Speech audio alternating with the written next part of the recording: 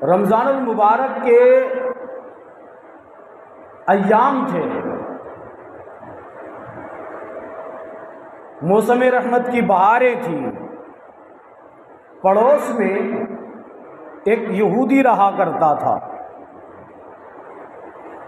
جب یہودی رہتا تھا تو وہ ماہ صیام کی تعظیم و تکریم کیا کرتا تھا۔ جب اہل ایمان نبی پاک علیہ الصلوۃ والتسلیم کے عاشق، نبی پاک علیہ الصلوۃ والتسلیم سے محبت کرنے والے ماہ صیام کے روزے رکھا کرتے تھے، تو وہ پڑوس میں جو تھا یہودی، تو وہ دیکھتا تھا کہ اہل ایمان ماہ صیام کی بڑی تعظیم و تکریم کرتے ہیں، اس کی عظمت کو سمجھتے ہیں، تو اس نے سوچا کہ ہم بھی ماہ صیام کی تعظیم و تکریم کرتے رہیں۔ ماہ صیام کی تعظیم کرتا تھا۔ ہوا یہ کہ ایک دن اس کا لڑکا بازار کی طرف نکلا، شاہراہ کی طرف جب نکلا تو اہل ایمان تو روزے سے تھے، روزے کی حالت میں تھے۔ ختم سحری کے بعد سے لے کر غروب آفتاب تک اہل ایمان نہ کھاتے ہیں، نہ پیتے ہیں، نہ فحش باتیں کرتے ہیں، تمام چیز سے وہ روزہ رکھتے ہیں، روزے سے ہوتے ہیں۔ جب اہل ایمان کو دیکھا، قریب میں بیٹھا، تو ان کے بیچ ان کا ایک لڑکا تقریباً 10 سال یا 12 سال کی عمر کا تھا، لیا اہل ایمان بیٹھے تو وہ نکالا اور کوئی چیز اپنے ہاتھ میں لے کر اس کو کھانا شروع کر دیا۔ کھانا شروع کر دیا تو باپ نے دیکھا تو بیٹے کو زور سے تھپڑ مارا، کہا نالائق، تمہیں معلوم نہیں کہ اہل ایمان روزے سے ہیں، اس کے سامنے تو کھاتا پیتا ہے؟ تو کہنے لگے بابا ہمارا مذہب الگ ہے، ہمارے نبی الگ ہیں، ہمارا دین الگ ہے، پھر اس کی تعظیم کا کیا مسئلہ؟ وہ کھا رہا ہے، ہم کھا رہے ہیں، وہ روزے سے ہے، ہمیں اس سے کیا تعلق؟ تو کہنے لگے نہیں، تعظیم ہم پر ضروری ہے، روزے دار کے سامنے مت کھاؤ۔ بیٹے کو ڈانٹا۔ کچھ دنوں کے بعد اس کی موت ہو جاتی ہے، یہودی مر چکا ہوتا ہے، تو کسی نے اسے خواب میں دیکھا، خواب میں دیکھ کر پوچھا کہ بتاؤ تیرے ساتھ کیا معاملات ہوئے، رب کے وعدے کو تم نے کیسا پایا؟ تو وہ شاداں و فرحاں تھا، اس کے سر پر تاج زرین رکھا ہوا ہے، وہ بہشت بری میں سیر کر رہا ہے، جنت میں داخل ہے۔ تو اس نے پوچھا، جس نے خواب دیکھا، اس نے پوچھا بھائی تم کو یہ جنت کیسے ملی؟ یہ مقام، یہ شان، یہ رتبے، یہ درجے، یہ عنایات، یہ کرم کی بارشیں، یہ کیسے تمہیں میسر آئی؟ تو کہنے لگے کہ میں روزہ دار کی تعظیم کیا کرتا تھا، جو روزہ رکھتا تھا اس کی میں تعظیم کرتا تھا، جو بھوکا رہتا تھا رب کو راضی کرنے کے لیے، رب کی رضا کے لیے، اس نے نعمت کی بے بہا نعمتوں کو اس نے ترک کر دیا، میں نے اس کی تعظیم کی تھی، اس کے بدلے میں رب ذوالجلال نے مجھے یہ انعام عطا کیا، یہ اکرام عطا کیا، یہ دولتیں دی، یہ نعمت کی بہاریں ملی۔ اب اعتراض یہاں پر یہ ہے کہ جنت تو اہل ایمان کے لیے ہے، جنت اہل ایمان کے لیے، اہل حنود کے لیے جنت نہیں۔ اور جتنے بھی مذاہب ہیں نبی علیہ السلام کے آنے کے بعد، وہ چاہے دین موسوی ہو، چاہے دین عیسوی ہو، یا سابقہ انبیاء کرام علیہ السلام کے جتنے بھی دین لے کر وہ آئے ہیں، نبی علیہ السلام کی جلوہ گری کے بعد وہ سارے دین منسوخ ہو گئی، وہ منسوخ قرار پائیں گے۔ اب دین محمد کو ماننا ہم پر لازم اور ضروری ہے۔ تو وہ تو اہل ایمان تھا نہیں، یہودی تھا، پھر اس کو جنت کیسے ملی؟ یہ اعتراض ہے۔ تو جنت اہل ایمان کو ملتی بالیقین، ایمان والوں کے لیے ہی جنت ہے، بے ایمانوں کے لیے تو قطعاً جنت نہیں ہے۔ پھر اس کو کیسے جنت مل گئی؟ تو بھائی جنت اس کو اس معنی کر کے ملی کہ رمضان المبارک کی تعظیم کی، اس نے روزے داروں کی تعظیم کی، تو اللہ رب العزت نے اس کو مرنے سے پہلے ایمان لانے کی توفیق عطا کر دی۔ جب اس کی موت ہوئی تو حالت ایمان پر موت ہوئی۔ دعا کرنی چاہیے کہ اللہ جب تک دنیا میں رکھ ایمان کے ساتھ رکھ، جب اس دنیا سے اٹھا تو ایمان کے ساتھ اٹھا، خاتمہ بالخیر ہو، اس کی ہمیں دعا کرنی چاہیے۔ عزیزان گرامی، میں آپ کو بتانا چاہتا ہوں، آج کا یہ پرفتن ماحول ہے، اس پرفتن ماحول میں تعصبیت کی انتہا ہے، ایک دوسرے کی گردن دبوچنے کے لیے ہم کوشاں رہتے ہیں، جب موقع فراہم ہو تو اس کو دبوچ لینا ہے، اپنے پنجے میں جکڑ لینا ہے۔ ایسی نوعیت، ایسی کیفیات بن گئی ہے اس معاشرے کی۔ لیکن عزیزان محترم، اگر ہمارے پڑوس میں یا ہمارے محلے میں کوئی غریب نادار ہے تو ہم اس غریب نادار کو حقارت کی نظر سے بھی دیکھتے ہیں، اس کو بتاتے ہیں تیری اوقات کیا ہے، تیری بساط کیا ہے، اس کو جھنجھوڑتے ہیں، اس کی تذلیل کرنے میں بھی ہم گریز نہیں کرتے، اس کی شان، اس کی عزت کو بھی ہم پامال کرنے میں دیر نہیں کرتے، لمحے نہیں لگتے، اس کی عزتوں کو، اس کی حرمتوں کو ہم پامال کر کے بیٹھ جاتے ہیں۔ عزیزان محترم، ایک آدمی ہے، بڑا غریب ہے، نادار ہے، داڑھی کے بال سفید ہو گئے، غربت میں ستایا، کئی دن کے فاقے ہیں، گھر میں کچھ نہیں، کھانے پینے کے سامان نہیں، مفلسی ہے، قحط نے گھیر لیا چاروں طرف سے، قحط سالی ہے، لوگ پریشان ہیں، اس کی بیوی جب بھوک سے نڈھال ہو چکی، اٹھنے کے قابل نہ تھی، اس کی بیٹی چلنے کے قابل نہ تھی، تو آئی اور آنے کے بعد اپنے ابا جان سے کہنے لگی، ابا کھانے کے لیے کوئی انتظام تو کرو، بھوک سے میں مر رہی ہوں، بھوک نے مجھے توڑ دیا، مجھے پریشانی لاحق ہے، بھوک لگی ہے، کوئی انتظام تو کرو، کوئی انتظام تو کرنا ہوگا۔ وہ والد محترم اٹھا اور اٹھ کر کے شاہراہ کی طرف چلے گئے، بازار میں مزدوروں والے اڈے پر کھڑے ہو گئے، داڑھی سفید ہے، بوڑھا ہے، کمزور ہے، ناتواں ہے، ادھر قحط سالی نے گھیر رکھا ہے، کھڑے ہوئے انتظار میں کہ کوئی آئے گا اور مجھے مزدوری کے لیے لے جائے گا، میں مزدوری کرنے کے لیے جاؤں گا، کوئی مجھے لے جائیں گے۔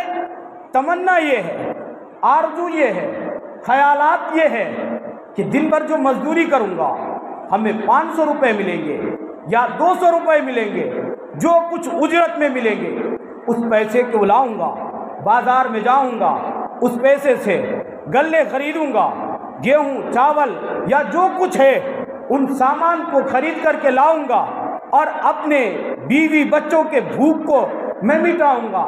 لیکن اللہ اکبر، وہ بوڑھا دن بھر کھڑا ہے، سب لوگ آتے ہیں اور آ کر کے جو تندرست ہے، جوان ہے، جس کے جسم میں قوت ہے، جس کے اندر صلاحیت ہے، طاقتور ہے، لوگ آتے ہیں اس کے پاس سے، اس کو لیتے ہیں اور اس کو لے کر وہ نکلنے لگتے گئے، مزدوری کے لیے لے کے جاتے گئے۔ وہ بوڑھا آدمی، بھوک نے تو، تنگ دستی نے تو انہیں کمزور کر دیا تھا، نادار تھے وہ۔ جب وہ کوئی سیٹ یا کوئی کام کرانے والا قریب میں آتا تھا تو اس کے جا کر کے دامن کو پکڑ لیتا تھا، کہتا تھا بھائی مجھے اپنے گھر میں لے چلو، اپنے یہاں مزدوری کراؤ، جس کو تم 500 روپے، اس جوان کو تم 500 روپے دے گا، مجھے 500 روپے مت دینا، مجھے 200 روپے دے دینا۔ میری بچی بھوکی ہے، میری بیوی بھوکی ہے، کھانے کو کوئی چیز نہیں ہے، میں مزدوری کرنے کے لیے جانا چاہتا ہوں، مجھے 500 کی جگہ پر 200 دینا، اس سے میں آٹے خریدوں گا، گلے خریدوں گا، مسالے جات خریدوں گا، اور اپنے بیوی بچوں کی بھوک کو ختم کروں گا۔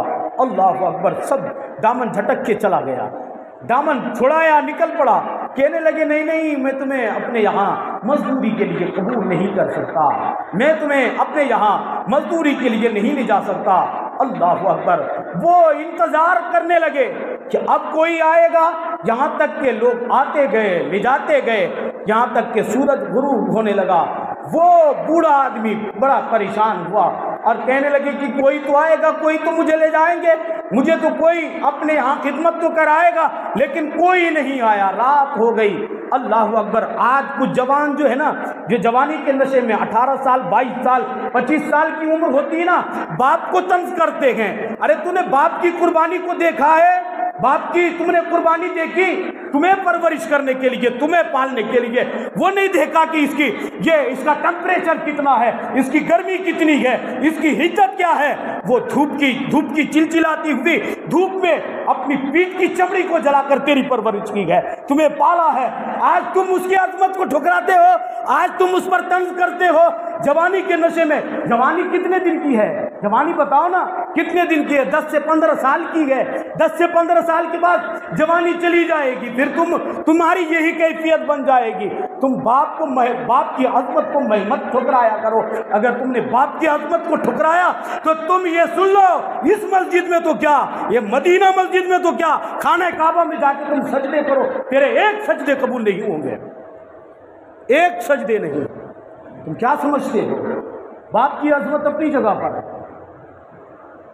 ماں کی عظمت اپنی جگہ پر ہے، اس کی تذلیل نہیں ہو سکتی۔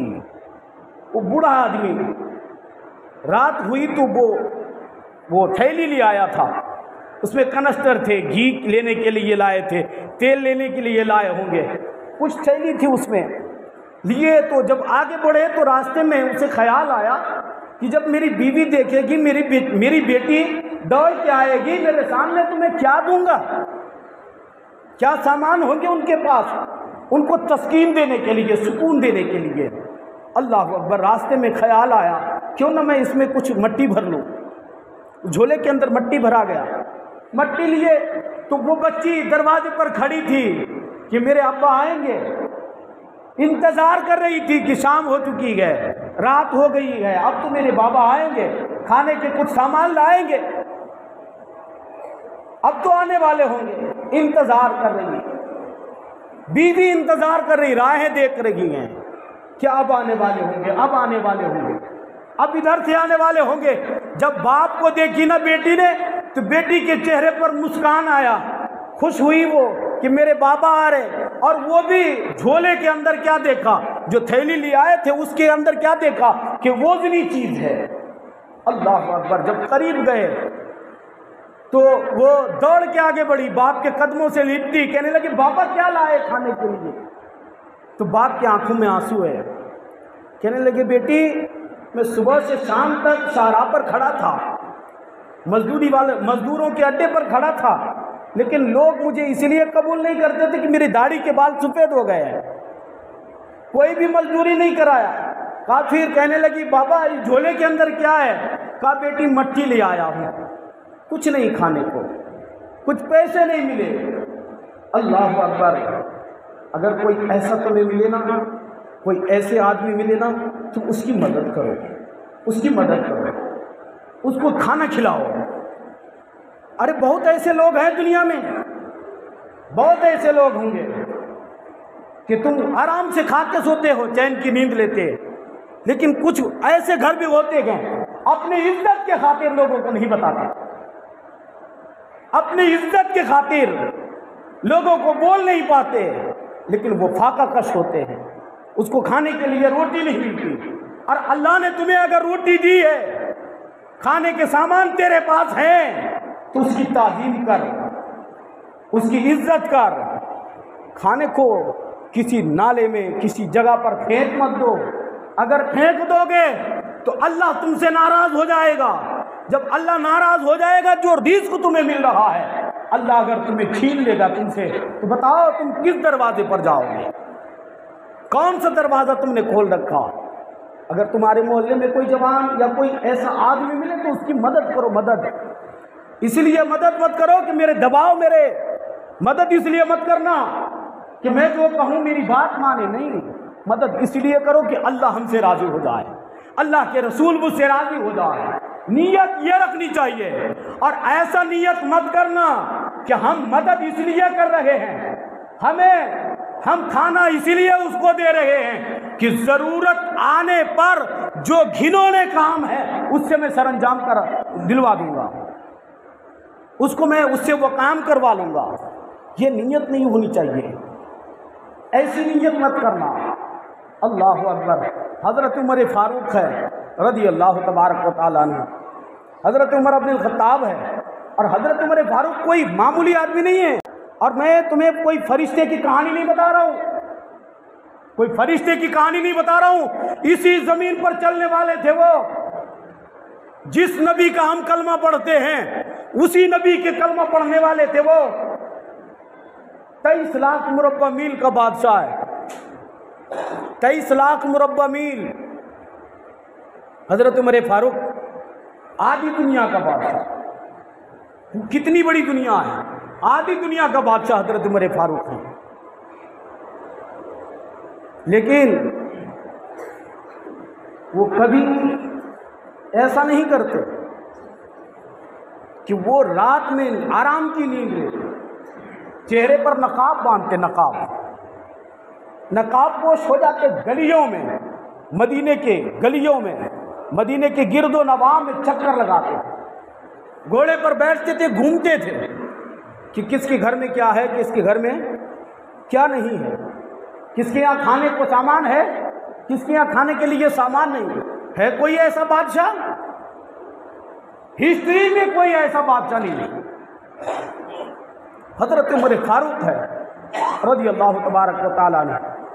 مدینے کی گلیوں میں گھوم رہے ہیں، کیا دیکھتے ہیں؟ اچانک ایک گھر ہے، اس گھر سے دھواں نکل رہا ہے. دھواں نکل رہا. بات سمجھ میں آ رہی کہ نہیں آ رہی؟ نہ بونس جا رہا، بونس جا رہا تو لیول کم کرنا پڑتا نا پھر. دھواں نکل رہا ہے، دھواں.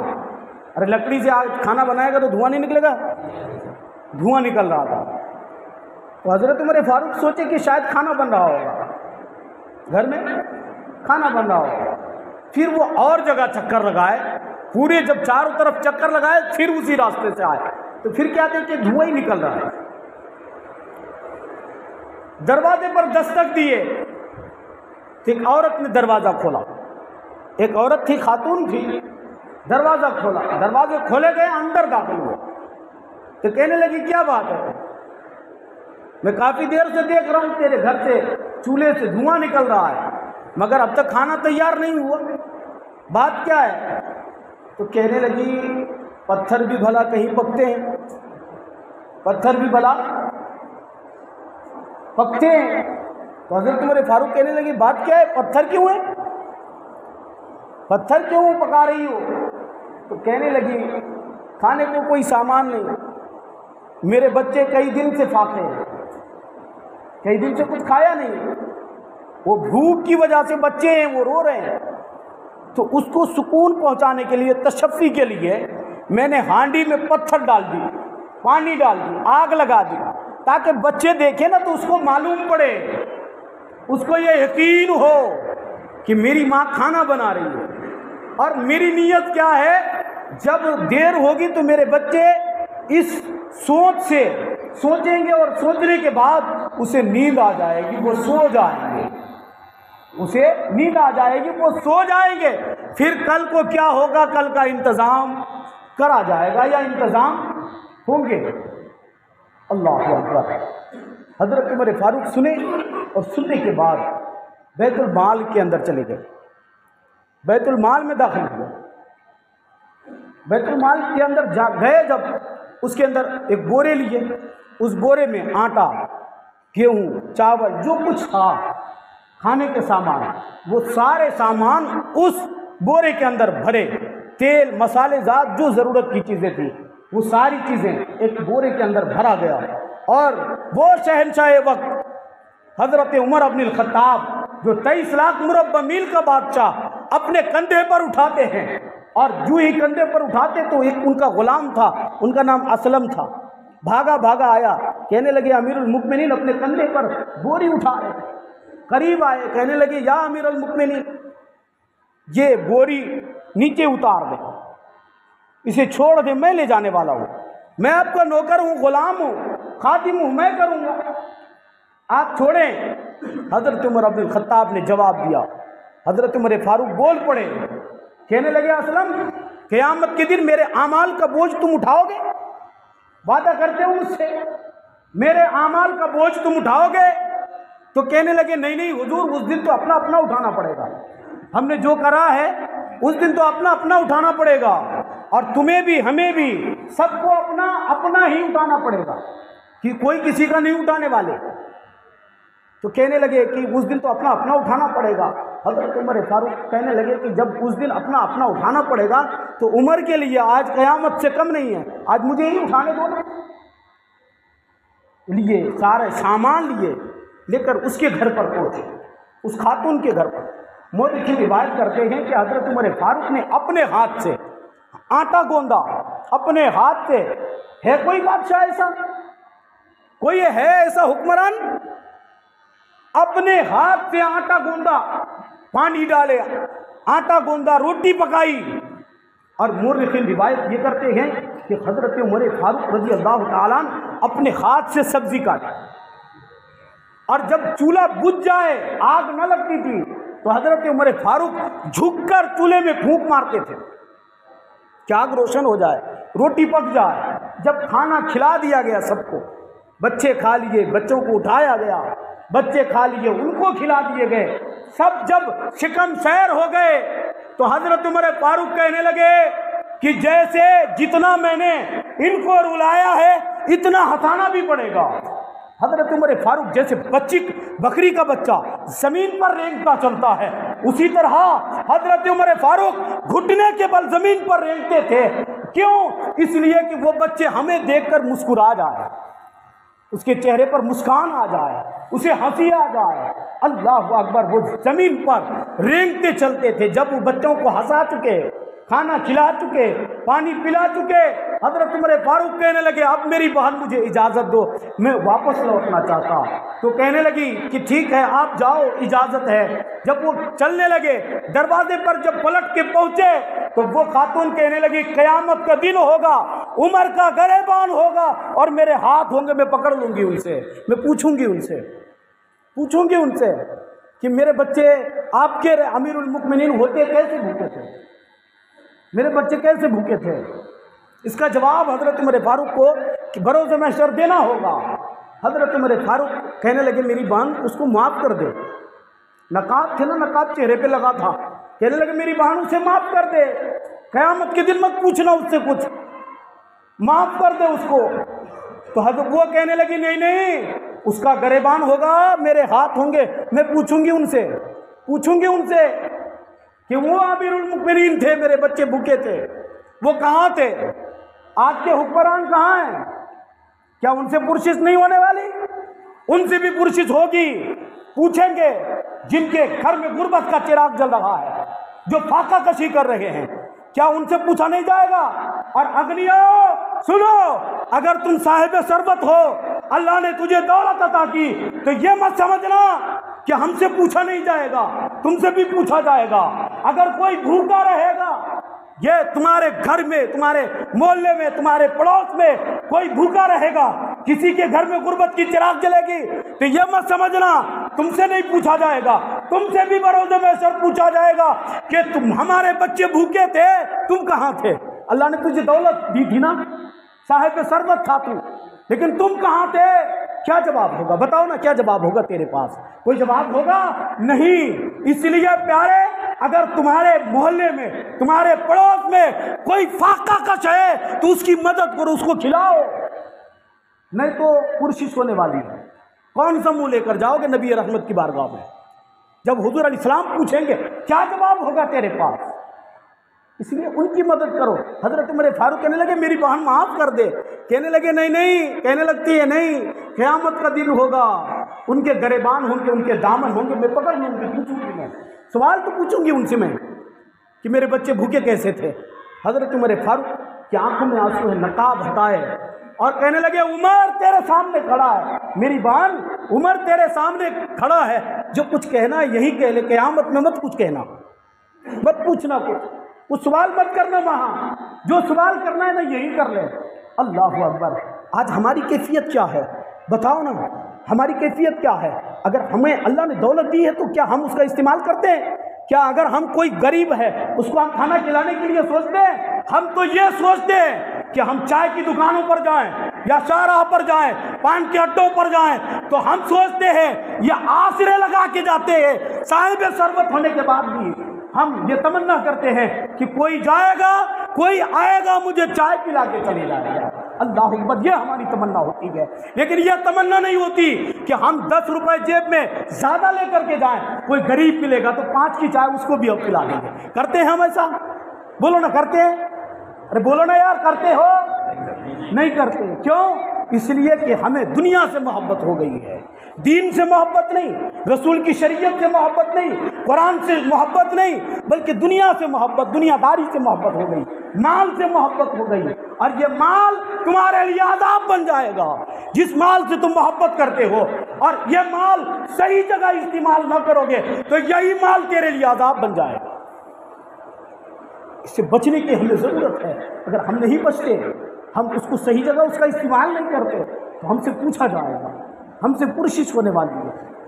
حضرت عمر فاروق ہے، عربی ایک بدو آدمی تھے، بدو سمجھتے؟ بدو، ارے عربی سمجھتے ہیں؟ دیہات کے جو رہنے والے ہوتے اس کو عربی کہتے ہیں۔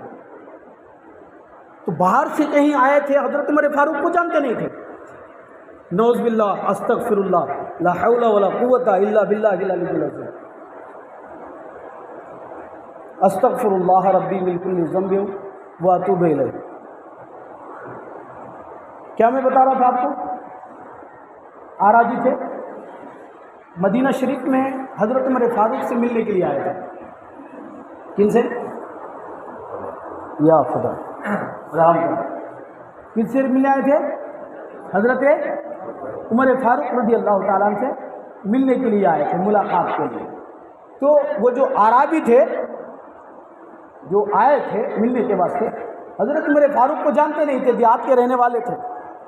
پتہ معلوم ہوا تو پتہ معلوم کرتے کرتے یہاں تک آئے۔ تو جب مدینہ شریف کے حدود میں داخل ہوئے، انٹری ہوئی جب مدینہ شریف کے حدود میں، تو رات ہو گئی۔ تو ان کے ساتھ ان کی بیوی تھی، ساتھ میں ان کی بیوی تھی، ساتھ میں بیوی بھی آئی تھی ان کی سفر میں، اور وہ بھی امید سے تھی اور وقت بھی پورا ہو رہا تھا۔ جب وہاں آئے تو معلوم ہوا کہ میری بیوی کو درد لاحق ہے، خیمہ زن ہو گئے، پڑاؤ کیے، خیمہ لگا دیے گئے، وہیں آرام کر رہے۔ اتنے میں حضرت عمر فاروق گھوڑے میں بیٹھ کر کے گشت کے لیے نکلے، تو نظر پڑی کہ ایک وہاں خیمہ زن ہے، کوئی خیمہ لگا ہوا ہے۔ تو حضرت عمر فاروق اس خیمے کے قریب گئے حالات دریافت کرنے کے لیے کہ یہ کون ہے، کوئی مسافر تو نہیں، کسی ان کو کوئی پریشانی لاحق تو نہیں۔ اس لیے سے جب قریب میں پہنچے تو دیکھا کہ ایک آدمی گئے اور ایک عورت اندر ہے، درد سے کڑھا رہی ہے، درد ہے اس کو کافی۔ تو حضرت عمر فاروق نے، وہ جانتے نہیں تھے کہ یہ کون ہے، وہ نقاب لگا کے چلتے تھے۔ تو حضرت عمر فاروق نے پوچھا اس آدمی سے کہ عورت اندر ہے خیمے میں، وہ کڑھانے کی آواز آ رہی ہے، وہ درد سے چیخ رہی ہے، کیا بات ہے؟ تو وہ کہنے لگے میری بیوی ہے اور بچہ پیدا ہونے کا وقت ہے، اس لیے وہ درد سے کڑھا رہی ہے۔ تو کہنے لگی کوئی انتظام ہے؟ کہا کوئی انتظام نہیں۔ حضرت عمر فاروق پلٹ کے گئے اپنے کاشان اقدس میں، اپنی شریک حیات اپنی جوزہ محترمہ کے قریب پہنچے اور دروازے پر دستک دیے۔ بیوی نے جب دروازہ کھولا، حضرت عمر فاروق کی بیوی جب کھولی دروازہ، اندر گئے اور کہنے لگے میری شریک حیات، تم کوئی بڑی نیکی حاصل کرنا چاہتی ہو؟ کوئی بڑی نیکی تم حاصل کرنا چاہتی ہو؟ تو وہ آنن فانن بول پڑی کہ ہاں ہاں مجھے بھی حاصل کرنا ہے، مجھے بھی پانا ہے۔ تو کہنے لگے ٹھیک ہے، پھر سامان لے لو، گھی لے لو، گھی لے لو، گھی لے لو، اور سامان لے لو، کھانے پینے کے سارے اشیاء لے لو، پانی لے لو۔ وہ ساری چیزیں حضرت عمر فاروق کی جوزہ محترمہ اور حضرت عمر فاروق لے کر چل پڑے، اونٹ پر لادے اور لے کر چلے کہاں؟ جہاں وہ خیمہ زن تھا، اندر گئے اور جا کر کے حضرت عمر فاروق نے حضرت عمر فاروق کی بیوی داعیہ کی حیثیت سے اس عورت کی مدد کی اور بچے پیدا ہو گئے، اور حضرت عمر فاروق امیر المؤمنین ہو کر 23 لاکھ مربع میل کا بادشاہ ہونے کے بعد بھی وہ کیا کرتے تھے؟ وہ ہانڈی پر گھی چڑھائے ہیں اور وہ گھی بنا رہے ہیں، پانی پکا رہے ہیں، جو چیزیں ہیں وہ ساری چیزوں کو تیار کر رہے ہیں۔ اللہ اکبر! جب بچے پیدا ہو چکے، جب بچے کی آمد ہو چکی، جب بچہ تولد ہو چکا، تو حضرت عمر فاروق کی بیوی وہ نقاب وہ اس کے اندر سے، خیمے کے اندر سے باہر آئی، پردہ ہٹائی، کہنے لگی امیر المؤمنین مبارک ہو، اسے بچہ ہو گیا، بچہ ہو گیا۔ تو وہ جو آدمی تھا انہیں معلوم نہیں تھا کہ حضرت عمر فاروق نہیں ہے، کانپنے لگے، کانپ گئے، کہا اللہ اکبر! میں نے کس کو کہہ دیا؟ اور وہ جو آدمی جو دیہات سے آنے والے مسافر تھے حضرت عمر فاروق کو ڈانٹتے بھی تھے کہ ایسے بھی کرو، یہ بھی کرو، یہ بھی حکم دیتے تھے، وہ بھی حکم دیتے تھے، لیکن حضرت عمر فاروق ناراض نہیں ہوتے تھے۔